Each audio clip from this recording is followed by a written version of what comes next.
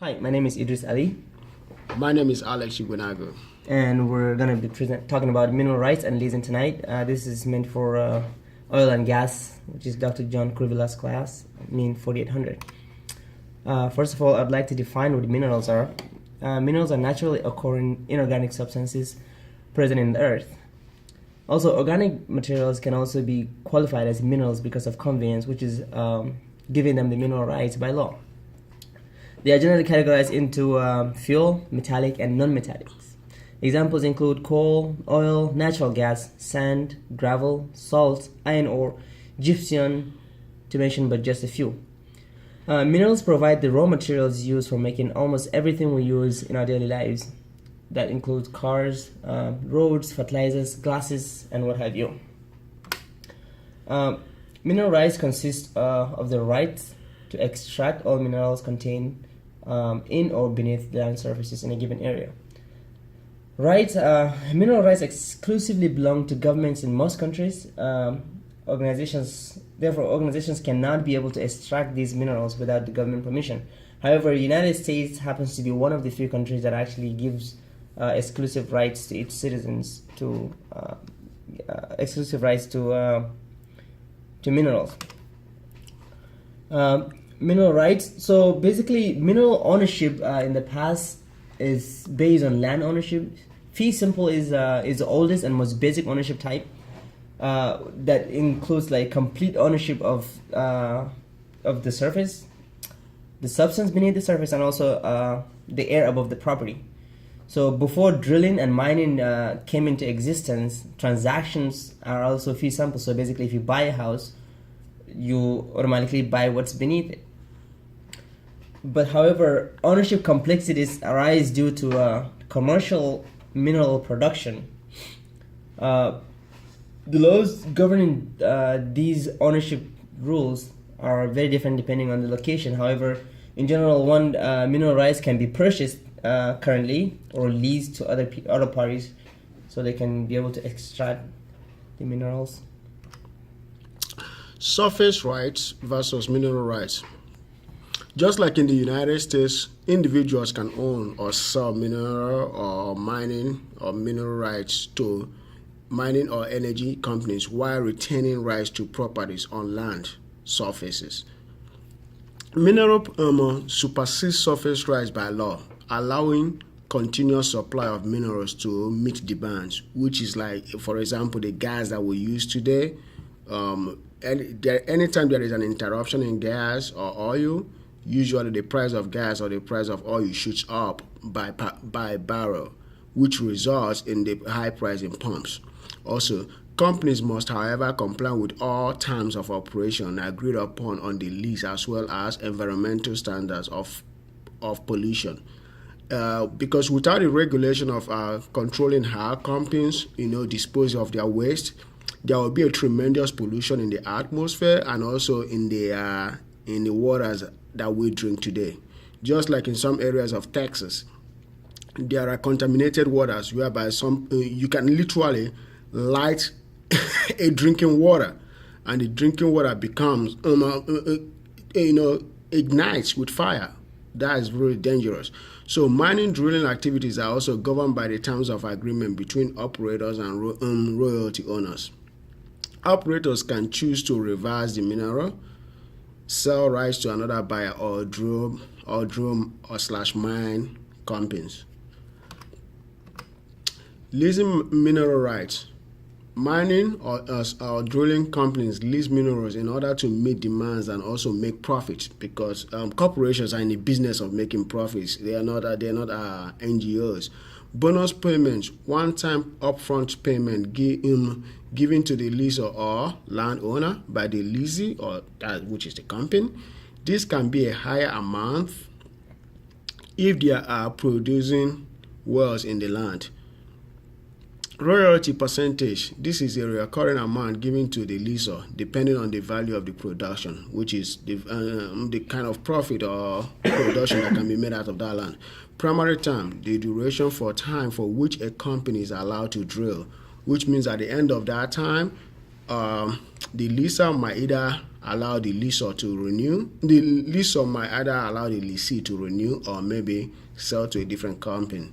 Delay rental, amount paid to leaser in case of a delay in mining or drilling processes. Secondary term, extension of the drilling/mining duration after the primary term is over. This can last for as long as minerals are produced in paying quantities. Mineral owners is characterized by the following aspects: legal locations, geographical description of the property for the purpose of identification. Example: Texas, abstract number, survey name, block section, survey number, net mineral acres, net acreage owned by the mineral owner of the total acres in a given tract of land. Ownership type. There are two categories, namely non-producing oil includes mineral interest, and also producing, which includes royalty, overriding royalty, and working interest. Mineral rights in Texas. The Texas mineral rights have a long history which dated back to when Texas was under Spanish and Mexican geographical sphere. These rights were embedded into the Constitution in 1869 and 1876. The current Texas rights have an individual right to sever the surface. Basically, mineral rights supersedes surface rights, like Alex was mentioning earlier. So once a landowner agrees to lease or sell his mineral rights to a company, so the oil company, for instance, will be drilling at their own discretion, and their rights will supersede that of the surface land.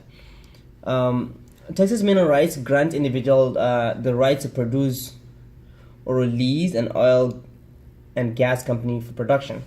2/3 of countries in Texas produce oil and gas in their mineral right owners. The state of Texas first oil well was Spindletop, which was discovered in 1901, South Beaumont in South Texas. It's very interesting.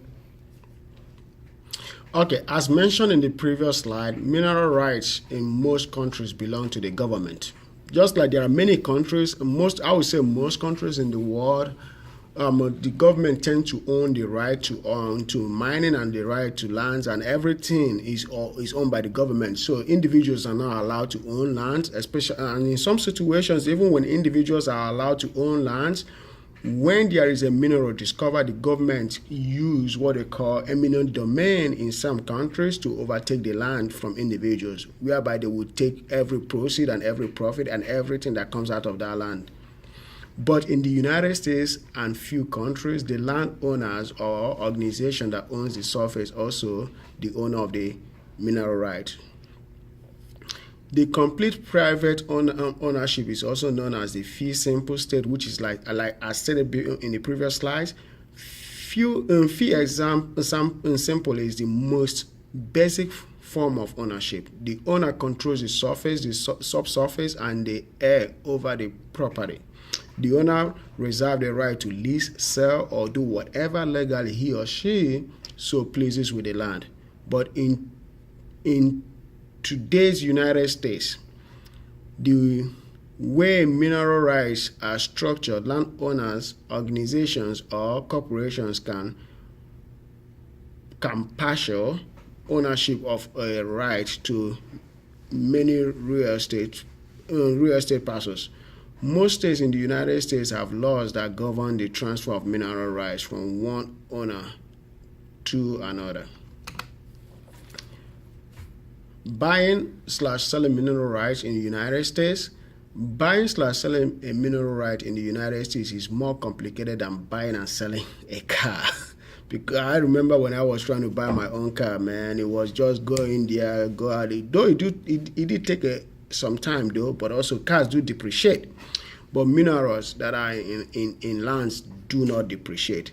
And also cars can be thrown away as a junk, but Purchasing a car can be a daily process, while that of a mineral can involve a lengthy process which involves the owner and future owners to live with the consequences of the land for years to come, unlike a car which can be easily disposed of.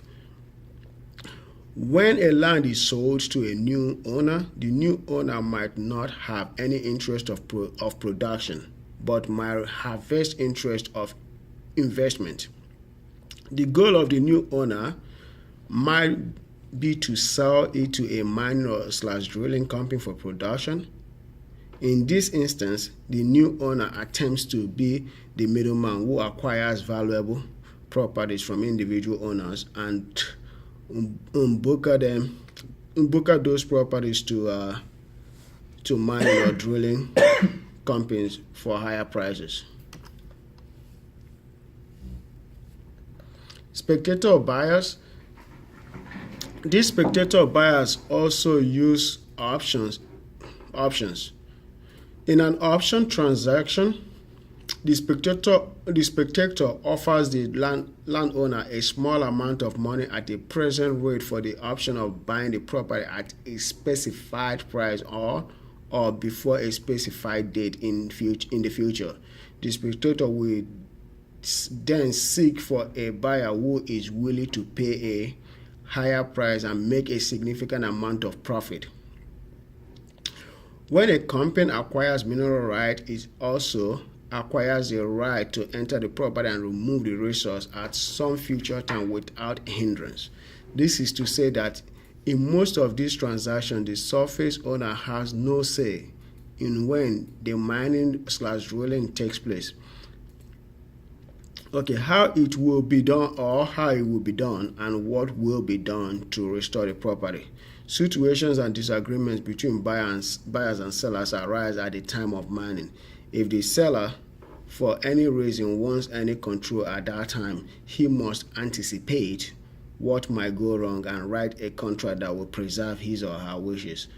But in some cases, the original owner might not be around during the mining / drilling. The new owner might be a grandson or a granddaughter who doesn't really care about what happens to the land as long as he or she is being paid, or getting royalties or royalties. Mineral reserves. Reserves are the volumes of accessible mineral materials of accessible quantity that will produce a return after operating expenses. Basically, after the cost of operating and it's been removed under the given economic conditions. So reserves may be classified into three: proven, probable, and possible. I guess this should be very self-explanatory because we're running out of time. Like I said, for proven reserves, the value of mineral properties are several basics in terms of, the value mineral properties, several basic items are needed. The amount and quantity of reserves, the extraction rate of production life, the net value per unit extracted, and discount rate and whatnot. Like I said, this should be very straightforward, and reference pages right here. So we got most of our references from Fairbrother John's office, which is A&M University 2009, and some of our references we are also getting from Model Power Mineral Resource Definition Type, which is General Library, and we got some of our references from US Minerals Exchange.com/education. And I just want to thank all of you, and I also want to thank Idris and I want to thank everybody for listening, and also want to thank Dr. John for giving us the privilege to be in his class and also go through this semester. And I would just want to tell him, Dr. John, we love you. Okay. Awesome. Thank you so much, sir.